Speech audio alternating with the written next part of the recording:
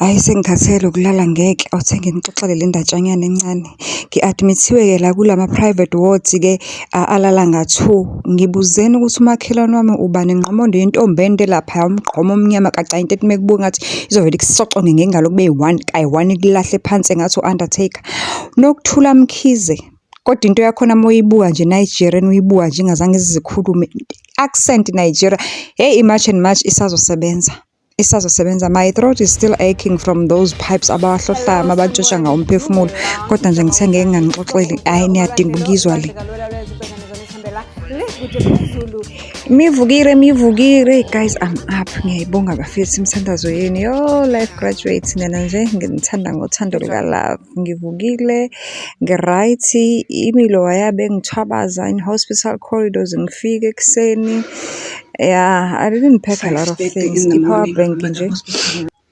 And a few items was just enough for me.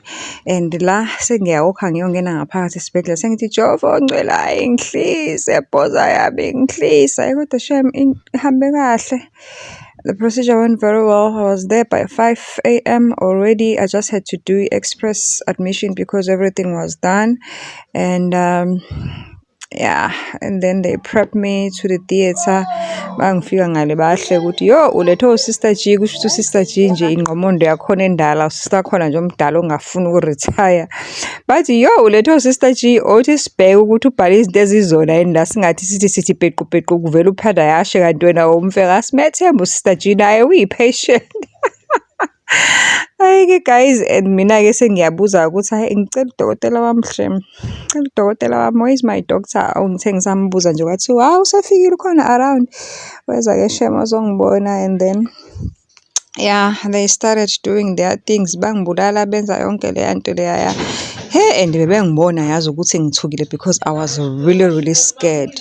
And this Dr. Mazibuko who was putting me to sleep was like, what music do you like? Ngithi mina ngemood ukuthi ngithanda ukulalela ini ngaleso sikhathi. That's okay, fine. But ngithi kodwa for now I felt like let's just do gospel. Then he mentioned and then he said mention an artist and a song sengilalele yona and then bless what you are about to receive. Hayi ke ngigcine ngicula nengoma ke uYolanda Abrams. Ngicula I believe I can. Ngixoxela ngelinye ilanga ukuthi what testimony did I wake up with after singing that song at the theater. And then the next thing ngigcine bengifaka ama-monitor engigcona ukuthi Dr. Mazibuko othe sifake i-monitor lana kulesiphongo sakhe esikhulu khani ngiyabona ukuthi izodonsa kahle bayila. Ngigcine ngihleka lokho gone. The next thing I woke up in heaven.